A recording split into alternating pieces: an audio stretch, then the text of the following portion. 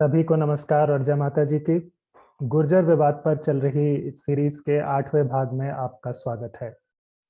तो चलिए मैं अपना स्क्रीन शेयर करता हूं और प्रेजेंटेशन के द्वारा आगे चलते हैं। ओके।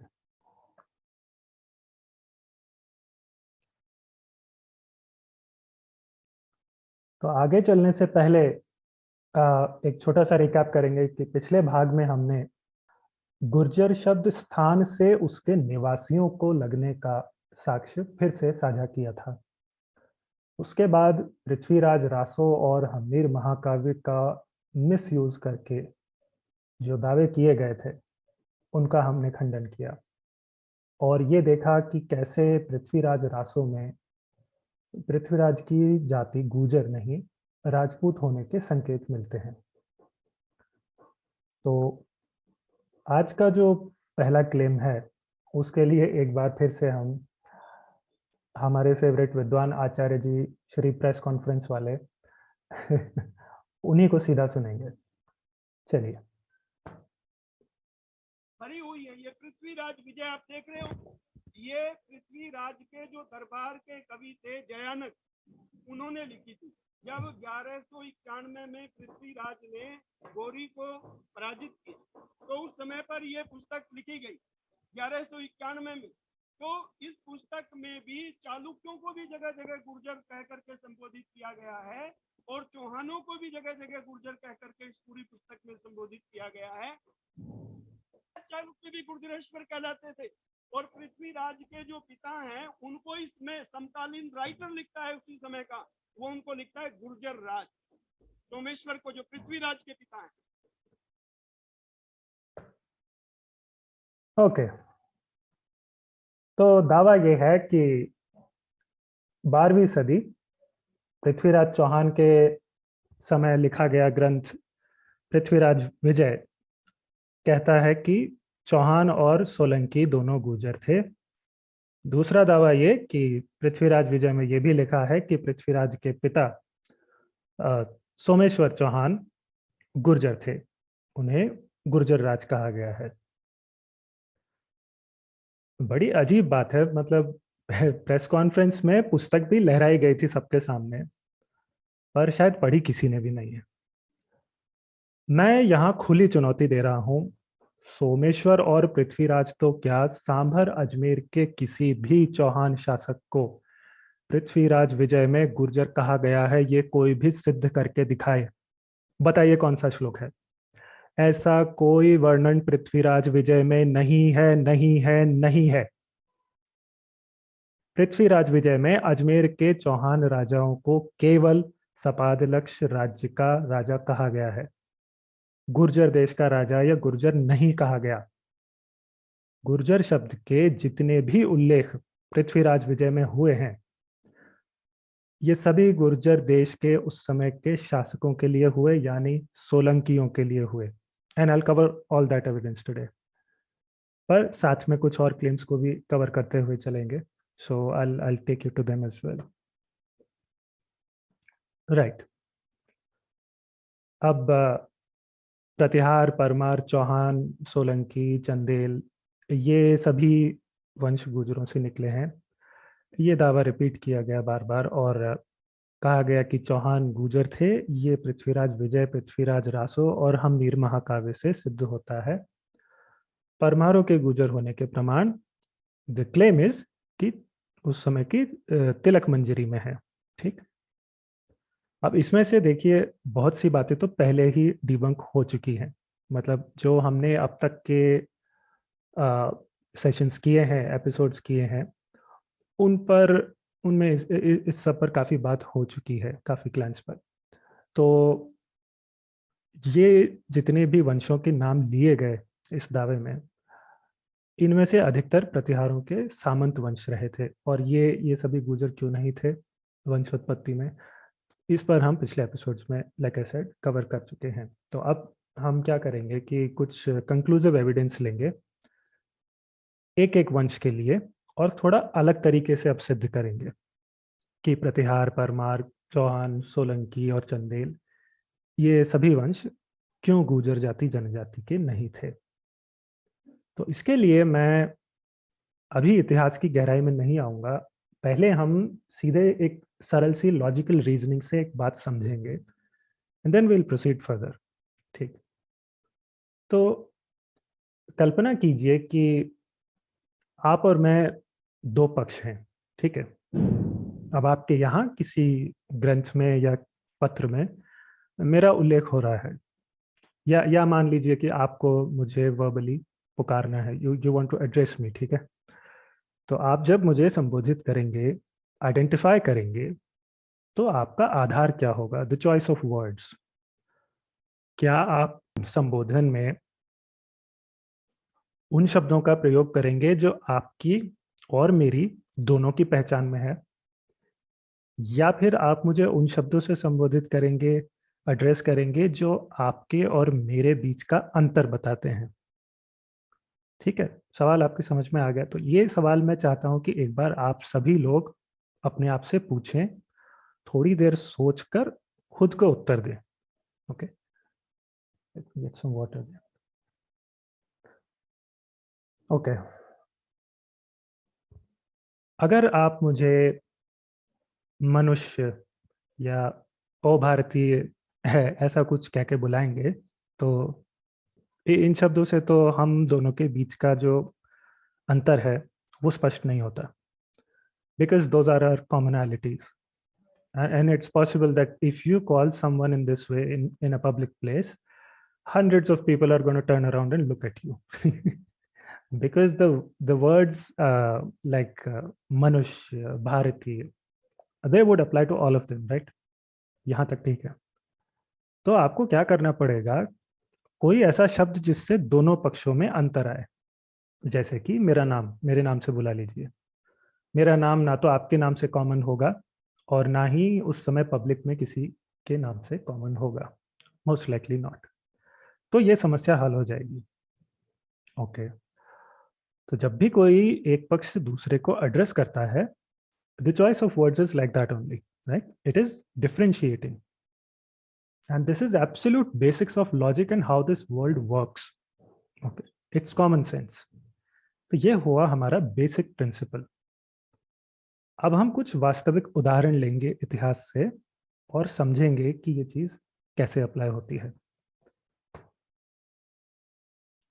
तो इसके लिए पहला एग्जाम्पल पृथ्वीराज विजय से लेंगे, क्योंकि आचार्य जी ने प्रेस कॉन्फ्रेंस में जो दावे किए पृथ्वीराज विजय को हाथ में लेकर, मैंने अभी कहा था कि पृथ्वीराज विजय में कैसे उल्लेख है, मैं उन पर आऊंगा एक एक करके। So this is the first one.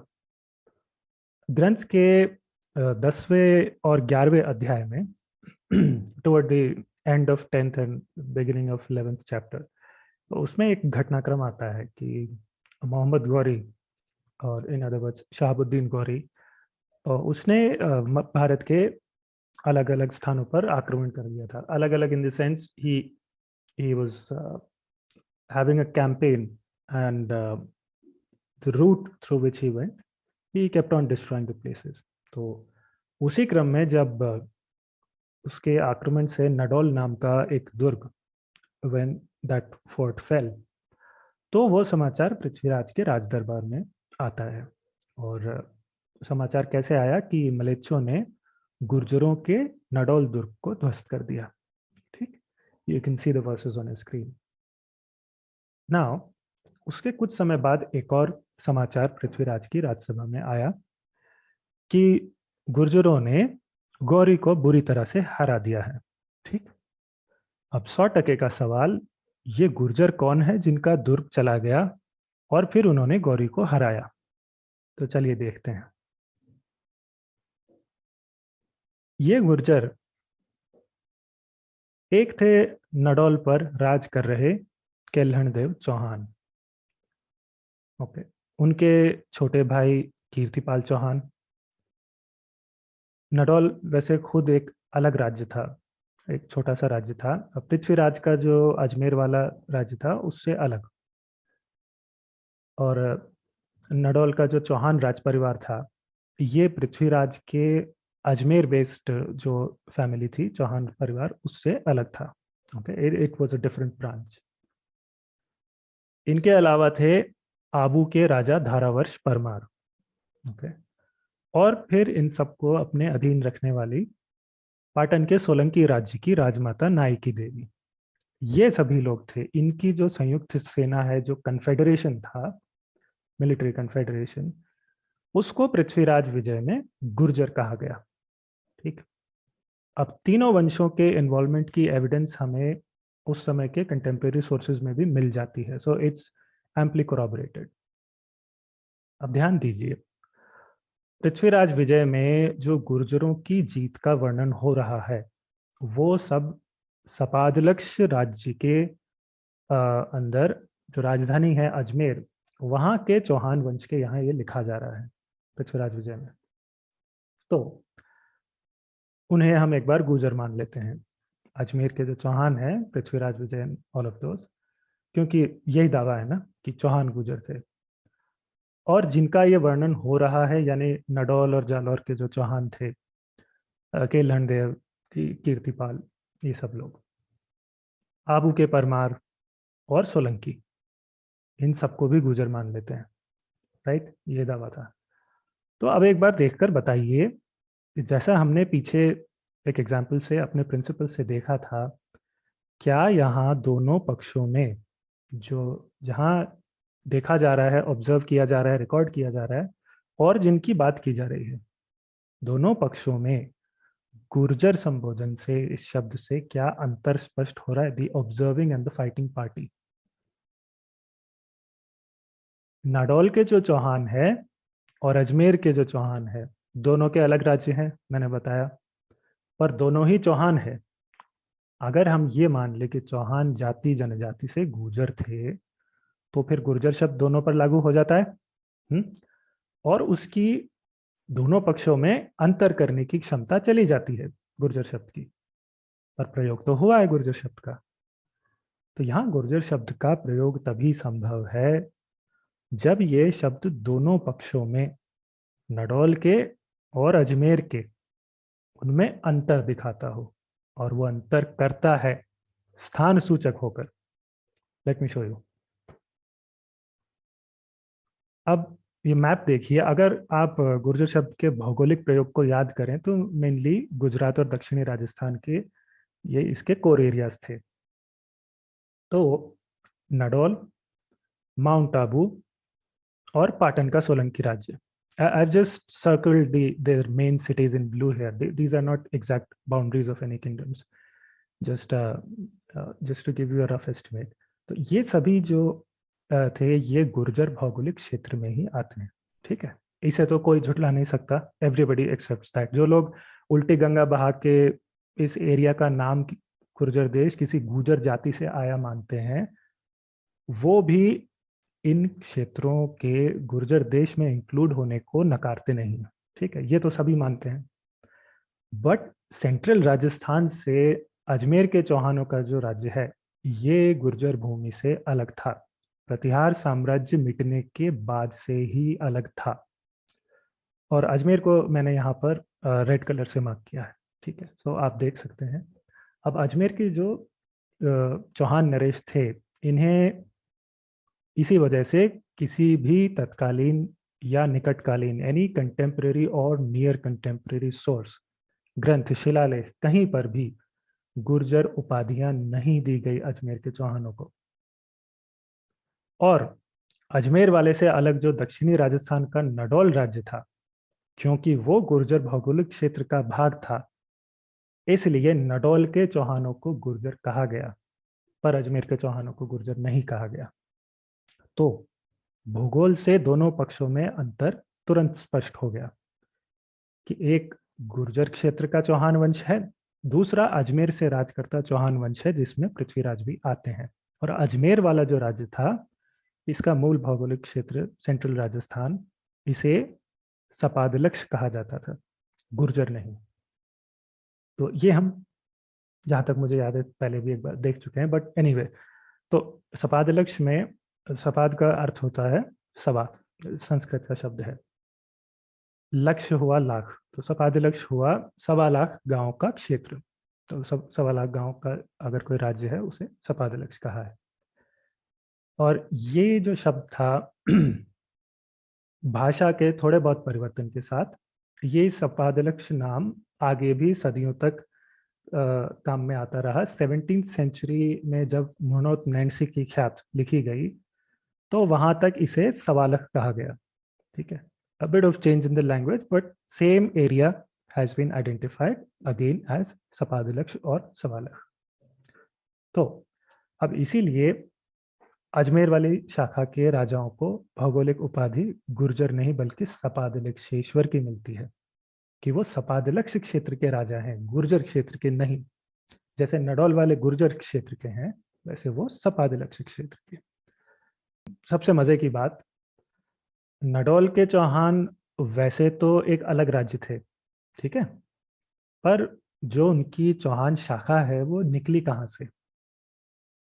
970 AD में सांभर अजमेर के जो चौहान थे उन्हीं से ये नडौल की शाखा निकली थी। ठीक है, लगभग 200 साल पहले, पृथ्वीराज चौहान से 200 साल पहले। अब सोचने की बात है, अगर अजमेर के चौहान ही गुर्जर जाति के नहीं थे तो उन्हीं में से निकले नाडौल के चौहान गुर्जर जाति के कैसे हो सकते हैं इतने से अंतराल में? And like all others, these guys were Gurjar only by geography, not by ancestry. नडौल के चौहानों की तरह आप फिर आबू के परमारों को देख लीजिए, पाटन के सोलंकियों को देखिए, उनके भी गुर्जर होने का दावा किया जाता है। उनका राज्य भी गुर्जर भौगोलिक क्षेत्र में था। और इन सब राज्यों की, तीनों राज्यों की संयुक्त सेना जो थी, जो गौरी से भिड़ी, उसे इसीलिए फिर गुर्जर कहा गया, गुर्जर सेना, या गुर्जरों को का दुर्ग चला गया, या गुर्जरों ने गौरी को हरा दिया। Because this mixed up confederation belong to the region called Gurjar Desh. अब इसी सिद्धांत से चलते हुए, in light of the same principle, हम आगे कुछ और साक्ष्य देख लेते हैं, couple of claims to debunk, क्योंकि बहुत से वंशों को जबरदस्ती गुर्जर बनाने की कोशिश हुई है। सबसे पहले हम चावड़ा वंश की बात करते हैं। क्या चावड़ा लोग गुर्जर जाति के हैं? उन पर भी दावा होता है। Let's see. तो आपको जो स्क्रीन पर दिख रहा है, 8वीं सदी में अरबों के कई आक्रमण हुए भारत पर। I think many of you know that.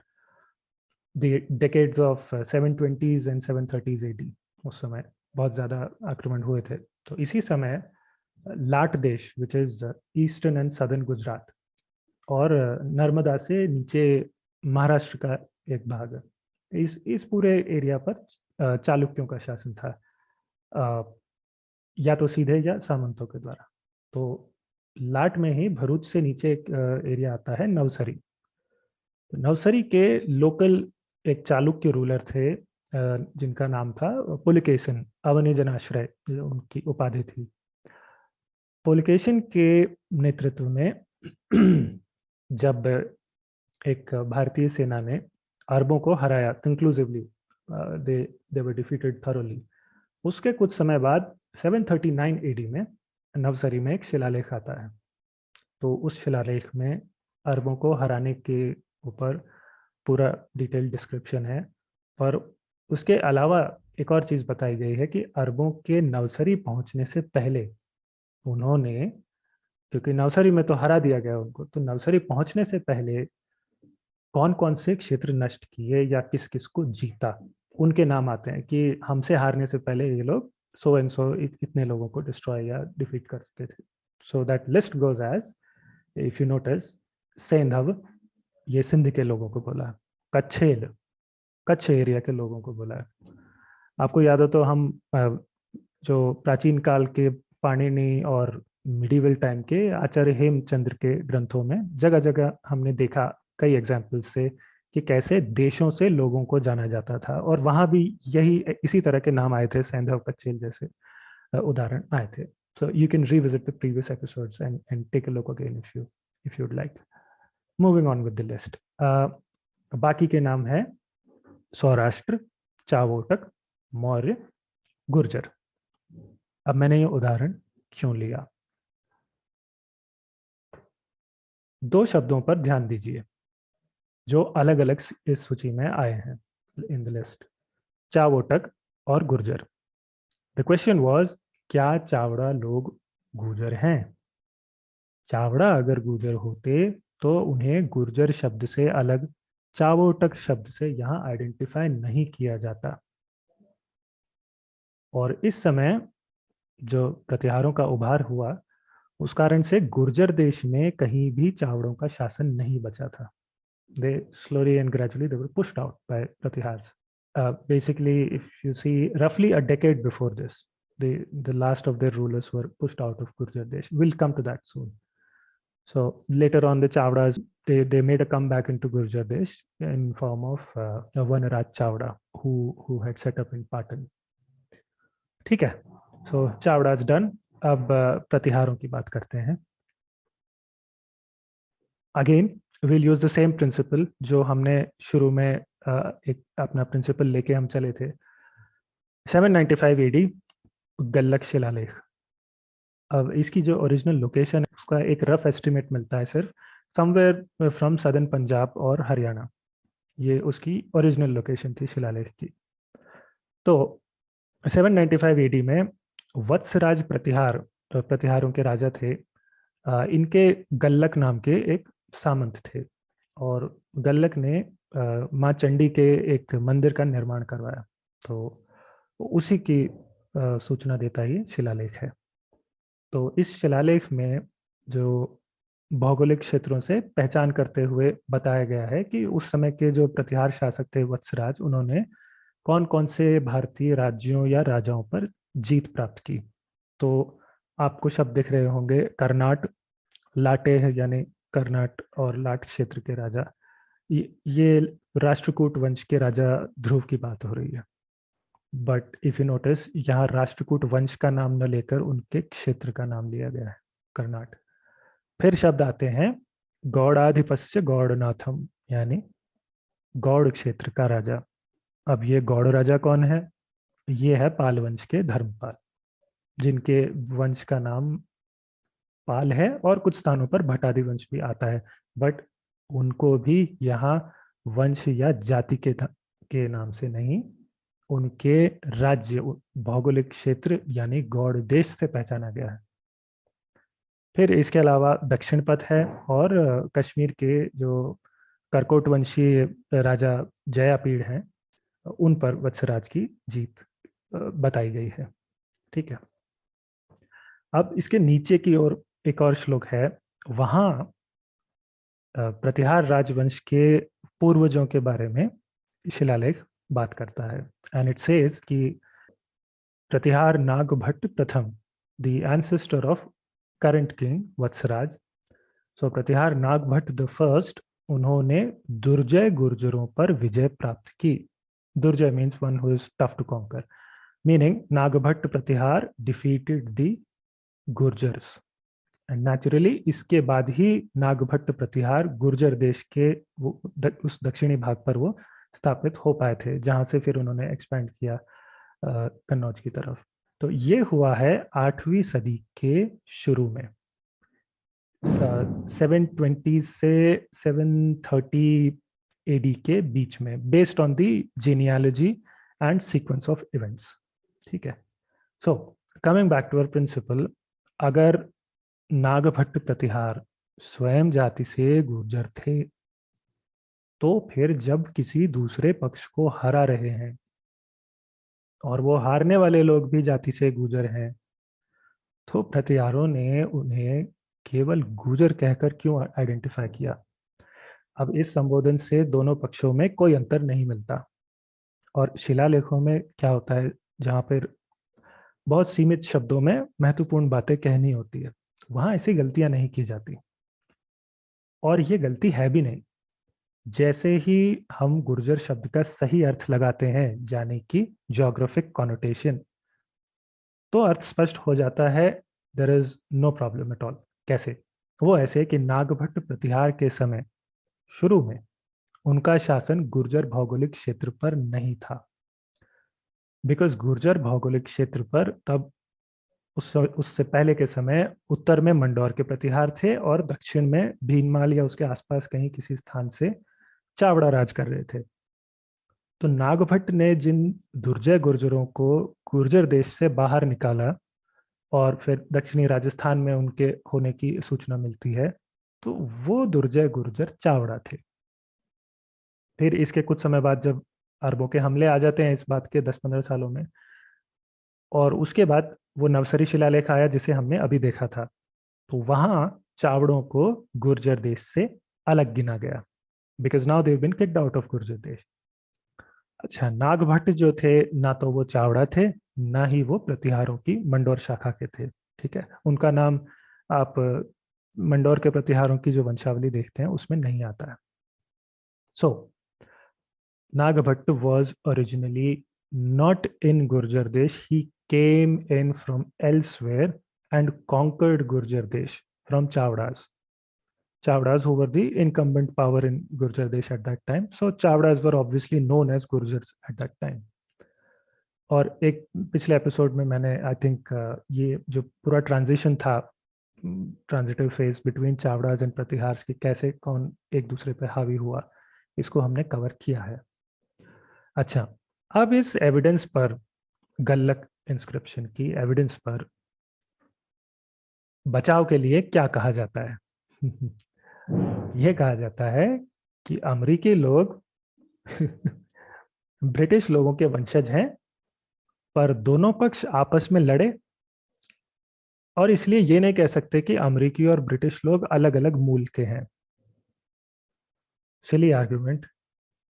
Point number 1, British शब्द का कॉनोटेशन किसी एक वंश, जाति, जनजाति का है ही नहीं। ये एक स्थान सूचक नाम है। तो जब आप ब्रिटेन कहते हैं, कौन सी जनजाति की बात कर रहे हैं?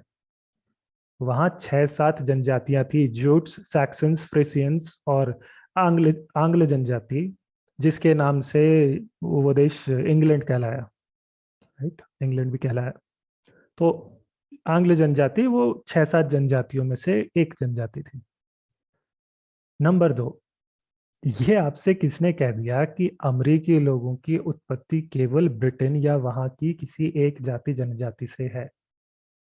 अमेरिकी समाज का एक बड़ा भाग मूल रूप से पूरे यूरोप से आता है, जिसमें Britain, Ireland, Germany, Swiss, Italy और स्कॉटिश मूल के लोग हैं। सो ना तो अमेरिकी लोग केवल एक जाति जनजाति के थे, ना ही ब्रिटिश लोग सिर्फ एक जाति जनजाति के थे। तो इस सिनेरियो की तुलना गुर्जर शब्द और नागभट्ट से कर देना, ये एप्पल्स एंड ऑरेंजेस वाली नादानी है। और ये जो इंपीरियल प्रतिहार्स वाली ब्रांच है, जो जो राजस्थान से एक्सपैंड करके कन्नौज में जिसकी राजधानी बनी, इंक्लूडिंग एम्परर मिहिर भोज, वो इसी लाइन से थे। ठीक है, तो ये जो लाइन है, some last words on them. राजाओं के द्वारा अपनी जातियां लिखने का चलन नहीं था, ये हम जानते हैं, मैं पीछे भी कई बार बता चुका हूँ। अगर फिर भी मान लेते हैं कि ऐसा उल्लेख हो सकता है, तो ऐसे में कन्नौज की जिस शाखा ने प्रतिहार साम्राज्य खड़ा किया, वो प्रतिहार अगर जाति से गुर्जर होते तो खुद अपने शिलालेखों में लिखवाते कि हम गुर्जर हैं। कन्नौज की शाखा के एक भी शिलालेख में ऐसा कोई उल्लेख नहीं है। सी, वंश जाति वगैरह जो होती है, ये आपकी अपनी पहचान की चीजें होती है। दुनिया कहे उससे पहले व्यक्ति खुद घोषणा करता है कि मैं फला फला हूँ, that I'm so and so, right? But it is only others who have identified this particular Pratihar branch with the word Gurjar. What does that tell you? That whichever way you look at it, Pratihars were not Gurjar by ancestry, they were Gurjar by geography. That's all. Moving on. अब प्रतिहारों के बाद सोलंकी और चौहानों का विषय एक बार फिर से लेते हैं, because we have to be very very thorough in demolishing the claims.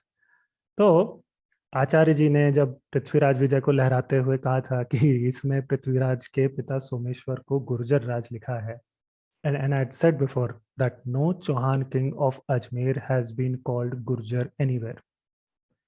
तो अब मैं बताता हूँ कि पृथ्वीराज विजय के कौन से श्लोक का उल्टा पुल्टा अर्थ मानकर सोमेश्वर पर ऐसा दावा किया गया है। Bit of background before that. First half of 12th century AD, Ajmer से संचालित चौहानों के सपादलक्ष राज्य के राजा इस समय हैं पृथ्वीराज के दादाजी अर्णोराज चौहान।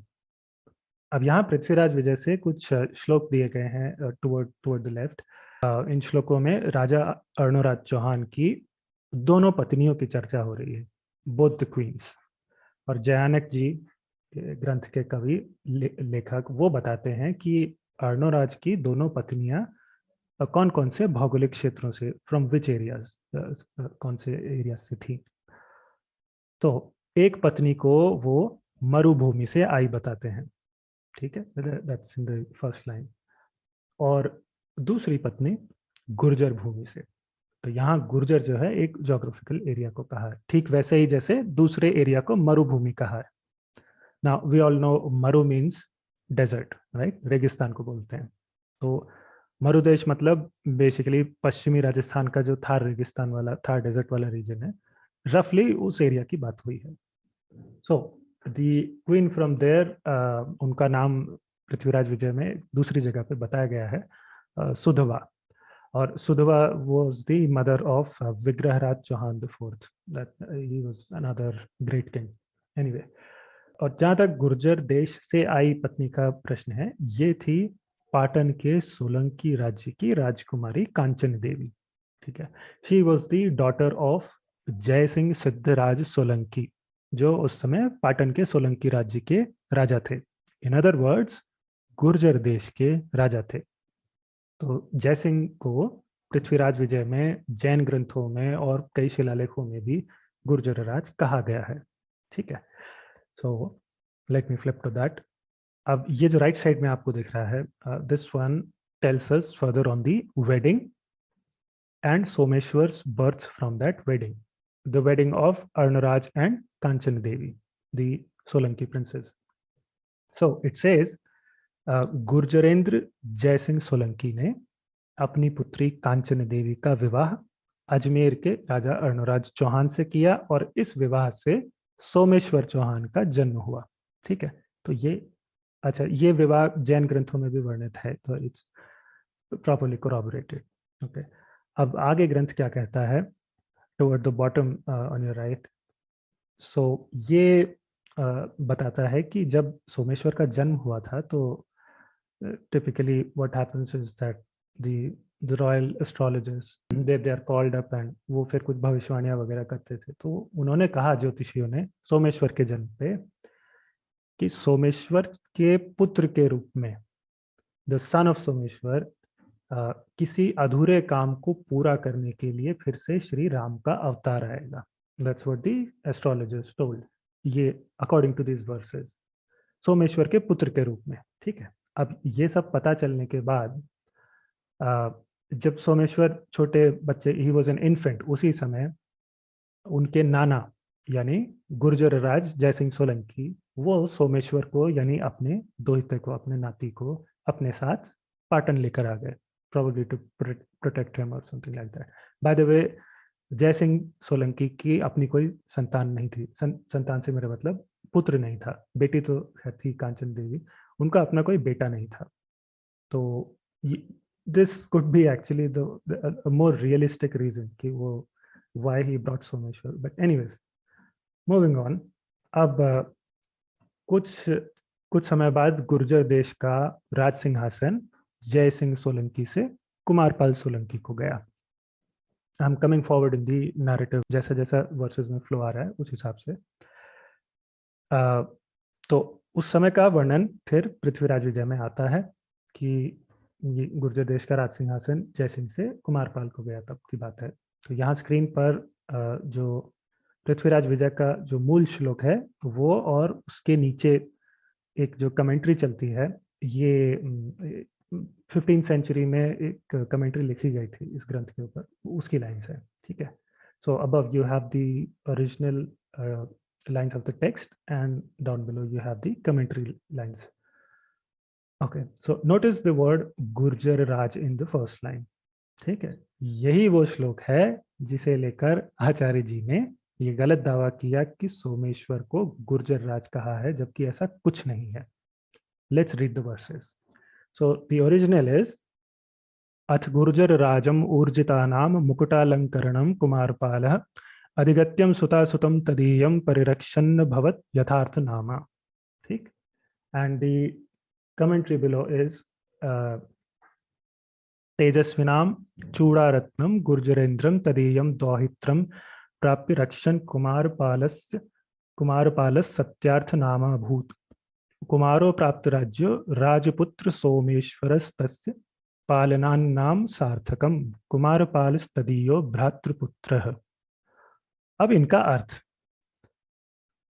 कुमारपाल सोलंकी ने जो बलशाली गुर्जर राजम उर्जिता नाम के उनके मुकुट की मणि के समान था, मुकुटालंकरणम, गुर्जर राज के ऐसे सुतासुत यानी दो हिते राजपुत्र सोमेश्वर को अपने संरक्षण में ले लिया।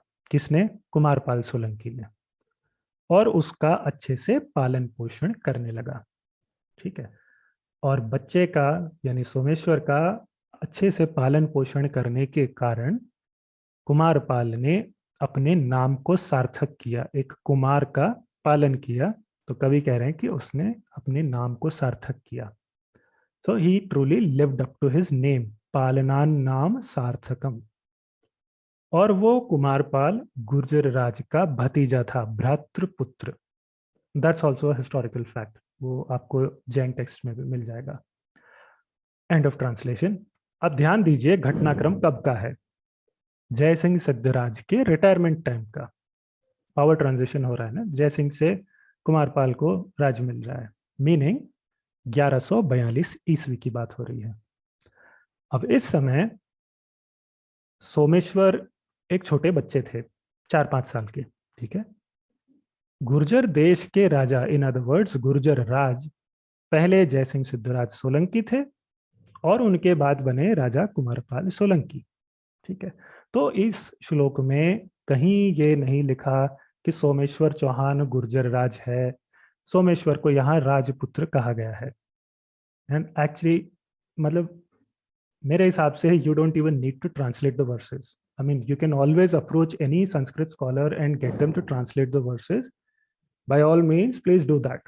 But if your objective is only to find out whether Someshwar can be called Gurjar Raj or not, then you don't need Sanskrit for that. It just takes some common sense and a bit of history knowledge. उतने से आपको समझ आ जाएगा कि सपादलक्ष राज्य के नन्हे से बालक सोमेश्वर उस समय अपने नाना और मामा के गुर्जर देश के राजा नहीं कहलवा सकते थे।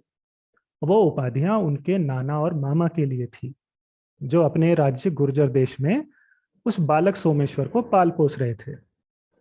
गुर्जर देश तो क्या, 4 साल के सोमेश्वर उस समय किसी भी देश के राजा नहीं थे। So that's about the myth of Someshwar Chauhan being Gurjar राज। चलिए,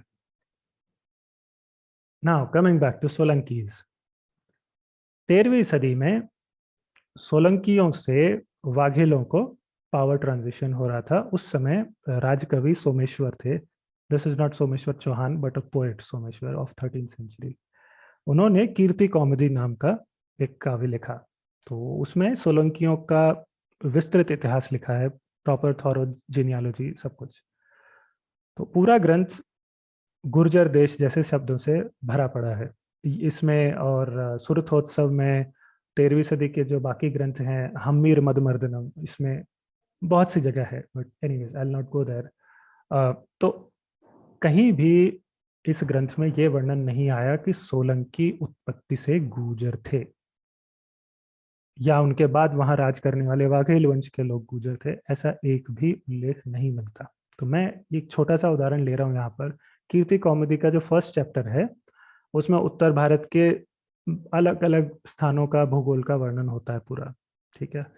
और उसके बाद में आता है सेकंड चैप्टर, नरेंद्र वंश वर्णनम, यानी राजाओं के वंश का वर्णन करता अध्याय। Now the context is again ancestry and genealogy, correct? तो इस अध्याय का जो फर्स्ट सेक्शन है वो है चालुक्य वंश वर्णन. Chalukya is different from Chalukya. I hope you understand that. It's a bit confusing, I agree. But Chalukya means Solanki, ठीक है, सेम एज सोलंकी. और फिर उसके बाद में वाघेल राजा जो आए वीर धवल, उनके वंश का उल्लेख होता है. सो एनीवेज, तो जब सोलंकी या चालुक्य वंश की बात की गई तो उस समय क्या कहा गया उसके अंश आपकी स्क्रीन पर है. सो इफ यू लुक, कैसे भौगोलिक क्षेत्रों से फिर से लोगों को पहचाना गया है. लाट देश के राजा को क्या बोला है? लाटेश्वर. कच्छ के राजा को कच्छ भूपालम. वल्लभी नगरी के राजा को वल्लभ राजा. मालवा के राजा को मालवेश. और इसी तरह से एट द टॉप गुर्जर देश के सोलंकी राजा को गुर्जरेश्वर कहा गया. Okay, now over to your right. ये देखिए, ये 13वीं सदी का जो अभी मैंने नाम लिया था एक और ग्रंथ है सुरथोत्सव. उसमें अजमेर के राजा अर्णोराज चौहान को सपादलक्ष नृपति कहा गया. राइट, मैंने बताया था कि राज्य का नाम सपादलक्ष था because of the geographic connotation. तो अच्छा, अजमेर के चौहान राजाओं का राज्य उस समय बीकानेर तक भी था. जो आज हम राजस्थान में एक डिस्ट्रिक्ट है बीकानेर, वहां तक उनका एक्सपेंस था. तो उस एरिया को तब बीकानेर नहीं कहा जाता था. That time it was known as Jangal Desh. ठीक है, तो इसीलिए कीर्ति कौमुदी के दूसरे चैप्टर में राजा अर्णोराज चौहान को जांगल क्षोणिपाल की उपाधि मिलती है. Late me show you that. Right, so at the bottom of the slide you can see. अब इससे all of this proves that Solankis and Chauhans, they were both known by their respective geographies. ठीक है. अच्छा, और किसको गुजर बनाया? चंदेलों को. तो दावा किया गया है कि चंदेल गुजरों में से निकले हैं. अब जितने भी चंदेल सुन रहे होंगे गुस्से में होंगे, but these are not my words. Okay, anyway, 10वीं सदी मध्य में जब गुर्जर देश से जो प्रतिहारों का साम्राज्य था, जो पूरा उनका, वो डामाडोल होना शुरू हुआ था. Mid of 10th century, the beginning of the end, you can say, catchy phrase. तब मौका देख के सबसे पहले स्वतंत्र हुए उनके सामंतों में, उनके वसाल्स में थे Raja Yashovarman Chandel in Kalinjar MP. By the way, ये यशोवर्मन वो कन्नौज वाला यशोवर्मन नहीं है जो अरबों के समय थे. That was a different king. Don't confuse him with that king. Okay, so 954 AD Khajuraho में यशोवर्मन चंदेल के समय उनका एक शिलालेख इंस्क्राइब होता है. और इसमें यशोवर्मन का जो विजय अभियान है, अगेन बोस्टिंग कि हमने कहाँ कहाँ पे किस किस को हराया, तो यशोवर्मन को उपमाएं देते हुए as poetic allegories, it's saying on Yashovarman. गौड़ों को काटने वाली तलवार, ओके, कौशलों को निर्धन बनाने वाला, कश्मीरियों को मारने और मिथिलों को शिथिल करने वाला, वीकनिंग देम बेसिकली, मालवों का काल, चेदियों को लज्जित करने वाला. ठीक, तो अब पढ़ते ही आपको आसानी से समझ में आ जाता है कि ये सब भौगोलिक क्षेत्रों के नाम हैं. गौड़ देश, कश्मीर, मिथिला, मालवा, चेदी, और उन नामों से लोगों को यहाँ जाना गया. इन सब के बाद जो थर्ड लाइन है उसमें यशोवर्मन चंदेल को एक और उपमा दी गई है, मरुत संज्वरो गुर्जराणाम, गुर्जरों के लिए मृत्यु की अग्नि जैसा. अब ये गुर्जर कौन हुए? ये बात हुई है प्रतिहारों की. प्रतिहारों की बात हुई है. उस समय गुर्जर देश के प्रतिहार ही थे करता धरता, दैट्स ऑब्वियस. पर अब मुझे ये बताइए, अगर चंदेल खुद भी किसी गुर्जर जाति के हैं और प्रतिहार भी गुर्जर हैं, तो चंदेल लोग प्रतिहारों को केवल गुर्जर कहकर क्यों संबोधित कर रहे हैं? I am coming back to the principle. फिर वही बात आ जाती है कि ऐसे संबोधन से दोनों पक्षों में कोई अंतर नहीं रह जाता. ये भी गुजर, वो भी गुजर, एक ने दूसरे को एड्रेस किया, शब्द आया केवल गुजर. और सिर्फ एड्रेस भी नहीं किया ना, चंदेल अगर खुद भी गुर्जर है तो वो क्यों कह रहे हैं कि हम तो गुर्जरों के लिए जानलेवा बुखार है? इस तरह की व्याख्या मजाक नहीं तो और क्या है, बताइए। ना ये अर्थपूर्ण है, ना ही तर्कसंगत है। अब शिलालेख लिखवाने वाले इतने मूर्ख तो नहीं हो सकते ना, तो करेक्टली इंटरप्रेट करने पर अंतर आता है। दोनों पक्षों में गुर्जर शब्द से अंतर आता है। गुर्जर क्योंकि एक राज्य भौगोलिक क्षेत्र है जिस पर उस समय प्रतिहारों का शासन था। चंदेलों का राज्य कालिंजर मंडल, जेजाक भुक्ति, इन सब नामों से जाना गया, गुर्जर देश नाम से नहीं। सो गुर्जर कह देने से दोनों पक्षों में अंतर स्पष्ट हो जाता है कि कालिंजर मंडल के चंदेलों के शिलालेख में गुर्जर देश नाम के राज्य से टकराव की बात की गई है। हो गया, ये हो गई बात चंदेलों की। अब मैं परमारों पर आ जाता हूँ। मालवा के एक राजा थे Udayaditya Parmar, second half of 11th century. तो उनके पुत्र थे जगत देव परमार, जो कि उदयादित्य परमार के बाद मालवा के राजा बने। इनका नॉर्दर्न तेलंगाना जैनाड से एक ग्रांट में उल्लेख होता है, दान पत्र था, which is dated around the end of 11th century AD। और उन्हीं सालों में, आई थिंक 994 टू 1100 AD, उन वर्षों में जगतदेव परमार ने माउंट आबू के आसपास एक युद्ध में भाग लिया। ठीक है, ही पार्टिसिपेटेड इन अ बैटल जिसमें सामने से लड़ रहे गुर्जर योद्धाओं को नष्ट करने की बात इस जनार्दन पत्र में लिखी है। अब ये गुर्जर योद्धा कौन थे? ये थे गुर्जर देश यानी सोलंकी राज्य के सैनिक।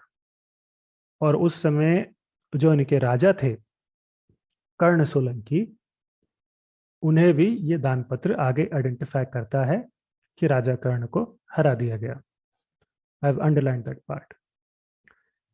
सो अब ये परमार जिनसे लड़े, अपने उन दुश्मनों के लिए बोस्ट करते हुए कहते हैं इस दान पत्र में कि अब भी दिन रात आबू के पहाड़ों में गुर्जर योद्धाओं की पत्नियां आंसू बहा रही हैं। क्रंदत गुर्जर वीर वर्ग Vanita, in the second and third lines. तो परमार तो शान से अपने शिलालेखों में लिखवा रहे हैं कि कैसे उन्होंने गुर्जर योद्धाओं को हराया, और अब भी आबू के पहाड़ों में उन गुर्जर योद्धाओं की पत्नियों के आंसू नहीं रुक रहे। परमार किस दुनिया में गुर्जर हो गए? जो लोग मतलब थोक के भाव सबको ये भी गुर्जर वो भी गुर्जर करने में लगे हैं। आपने प्रतिहारों पर तो दावा किया सो किया, साथ में ये 5-6 और वंशों को लपेट कर अपने पांव पर कुल्हाड़ी मारी है। Let's reinforce this with more evidence to make it conclusive. चलिए, 1059 एडी का यह शिलालेख है विख्यात परमार राजा भोज के उत्तराधिकारी राजा जयसिंह का, जयसिंह परमार। ये मिला है साउथ ईस्टर्न राजस्थान में बांसवाड़ा के पास से। पानाहेड़ा का एक मंदिर है, Mandleshwar Mahadev Mandir, not really sure if it's still there. तो it's close to the north eastern border of modern Gujarat. तो ये शिलालेख क्या कहता है कि राजा भोज परमार के सत्यराज नाम के किसी सामंत की लीडरशिप में परमारों की सेना ने गुर्जरों से युद्ध किया, और उस युद्ध के बाद सत्यराज ने राजा भोज से बड़ा पुरस्कार प्राप्त किया, which means obviously he was victorious in the battle against गुर्जर्स। तो यहाँ भी वही स्थिति। परमार गुर्जरों से लड़ रहे हैं, गुर्जरों को हराने वाले इन लोगों को मालवा के राजा भोज परमार खुशी खुशी भर भर के पुरस्कार दे रहे हैं। And again if you were to imagine कि परमार भी गुर्जरी थे, तो एक राज्य की गुर्जर सेना दूसरे राज्य की गुर्जर सेना से लड़ रही है और सामने वालों को केवल गुर्जर कह के आइडेंटिफाई करती है। Again no factor to differentiate. तो ये सब चीजें ना सिर्फ वो कार्तिक कॉलिंग कार्तिक जैसी बॉलीवुड फिल्में होती है ना, वो वैधानिक चेतावनी भी आती है कि इसका वास्तविक जीवन या घटनाओं से कोई संबंध नहीं है। It's the same thing. Okay. Next evidence on Parmars as well as this topic comes from Prithviraj विजय. अब पृथ्वीराज विजय के ये जो श्लोक हैं ये हम पहले भी देख चुके हैं in context of something else. So I'm just covering them again from a different angle to answer a different question here. ठीक है. तो अब इन श्लोकों के अनुसार क्या हुआ कि 11वीं सदी के परमार शासक मालवराज उदयादित्य, इनको चौहान राजा विग्रहराज द थर्ड से, अजमेर के चौहान राजा विग्रहराज द थर्ड से एक विशेष अश्व मिलता है, स्पेशल हॉर्स, जिसके बल पे उदयादित्य परमार ने तब के सोलंकी शासक गुर्जर राज कर्णदेव को हरा दिया. That's what is written in these verses. अब सोचकर देखिए कि सोलंकी और परमार दोनों ही जाति से गुर्जर थे, तो फिर से एक ही श्लोक में एक शासक को गुर्जर और दूसरे को मालव कहा गया. क्यों? Second line from bottom. And if you are not biased, it's easy to understand. परमारों का अधिकार मालवा क्षेत्र पर था, सोलंकियों का गुर्जर क्षेत्र पर. दोनों राजाओं को उनके राज्य के अनुसार स्थान सूचक उपाधियां दी गई हैं. It's as simple as that. इसका मतलब परमार जाति जनजाति से गुर्जर नहीं थे. हो गया. अब मैं दूसरी ओर चलता हूँ. प्रेस कॉन्फ्रेंस में हमारे ज्ञानी आचार्यों का एक दावा ये भी था कि परमारों के गुर्जर होने के प्रमाण तत्कालीन तिलक मंजरी में है. अच्छा, तिलक मंजरी नाम का ग्रंथ 11वीं सदी के फर्स्ट हाफ में लिखा गया. तो पहले मैं आपको तिलक मंजरी से वो श्लोक दिखा देता हूँ जिसे लेकर यह दावा होता है. ओके, अब वर्सेस आपके सामने हैं. इन श्लोकों में भी जातियों की नहीं, सिर्फ भौगोलिक क्षेत्रों की बात की गई है, और वंश भी सिर्फ एक आया है, परमार वंश. It's in the 6th line I think. या तो यहाँ पे वंश शब्द का प्रयोग करके स्पष्ट कर दिया कि परमार नाम के वंश की बात हो रही है. अच्छा, भौगोलिक क्षेत्र आपको सामने दिखाई दे रहे होंगे अंडरलाइन. अर्बुद है माउंट आबू का एरिया, फिर हिमाचल आता है, फिर से अर्बुद का उल्लेख है 8th लाइन में, जहाँ पर ये बताया गया है कि and this is to be noticed carefully, Parmar वंश के जो मूल पुरुष थे, the progenitor of the clan, उनकी ख्याति अर्बुद पर्वत के माउंट आबू के गुर्जर आज भी गाते हैं. गायंती यस्यार्बुदे. तो ये बात 11वीं सदी में कही जा रही है. सबसे पहली बात तो गुर्जर यहाँ मालवा के परमारों को नहीं कहा गया है. उन्हें अलग से परमार वंशी कह के आइडेंटिफाई कर लिया गया है, और वैसे भी ग्रंथों और शिलालेखों में सब जगह इनको मालव कहा गया है, मालवा का, मालव देश के होने के कारण. गुर्जर शब्द का प्रयोग यहाँ हुआ है तो मालवा के परमारों के लिए नहीं, बल्कि गुर्जर देश के निवासियों के लिए हुआ है. गुर्जर देश obviously includes the Mount Abu area of South Rajasthan. It has always included Mount Abu, जिसकी यहाँ बात हुई है. तो माउंट आबू हमेशा गुर्जर देश में आता था. तब 11वीं सदी में भी था जब तिलक मंजरी लिखी गई, आगे की सदियों में भी रहा कंसिस्टेंटली. और परमार मूल पुरुष जो थे,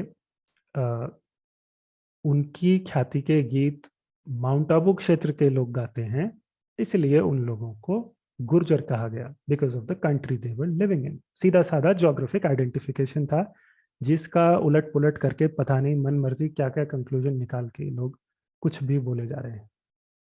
लास्टली, तिलक मंजरी पर डिटेल्ड रिसर्च करके पुस्तकें लिखने वाले संस्कृत विद्वान भी इस श्लोक के गुर्जरों को गुर्जर देश का निवासी ही बताते हैं. Let me show that, have a look. Over to your right. तो ये this is from Tilak Manjari of Dhanpal, a critical and cultural study by Shri Sudarshan Kumar Sharma. He was a senior lecturer of Sanskrit and retired as principal of MR Government College, Punjab. So this was his book was published in 2002. ठीक है.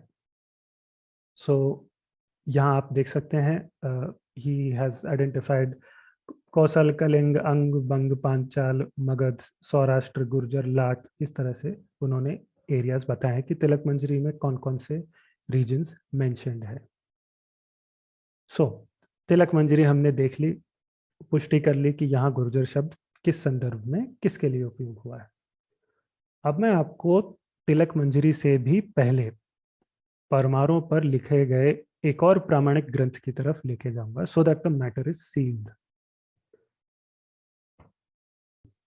राजा भोज से ठीक पहले के जो परमार राजा थे मालवा के, वाकपति मुंज और सिंधुराज, उनके समय, दोनों के समय दरबार में राजकवि थे Padmagupta.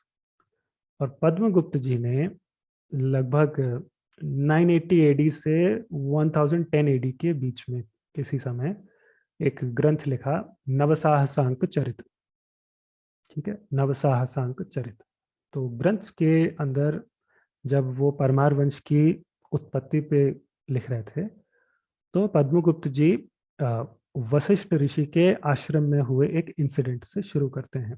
That's a famous incident. Vishwamitra और एक गाय का कुछ इंसिडेंट था involve. I will not get into that here, but that section is called वशिष्ठाश्रम वृत्त वर्णन। ठीक है। अच्छा, परमार जो मूल पुरुष थे, प्रोजेनेटर ऑफ द क्लैन, उनकी उत्पत्ति बताने के बाद में फिर परमार वंश पर पद्मगुप्त जी विस्तार से आगे लिखते हैं, और उस सेक्शन को उन्होंने कहा परमार वंश वर्णन। दोनों सेक्शंस स्क्रीन पर आपके सामने हैं, complete sections, I have not cut them anywhere. वंश का वर्णन हो रहा है, उसकी उत्पत्ति की बात हो रही है, कहीं भी गुर्जर शब्द का नामो निशान नहीं मिलता। कॉन्टेक्स्ट और कॉनिटेशन तो बाद की बात है। And again this comes from the contemporary poet who had best access to the information on origin of his patrons, right? तो परमारों के गुजर होने का मिथक भी इस प्रकार से ढह जाता है। So I think that's it for the 8th part of the series. अगले अंक में इस इशू को लैंग्वेजेस के थ्रू एनालाइज करके आगे चलेंगे, और तब तक के लिए अनुमति दें। प्रणाम।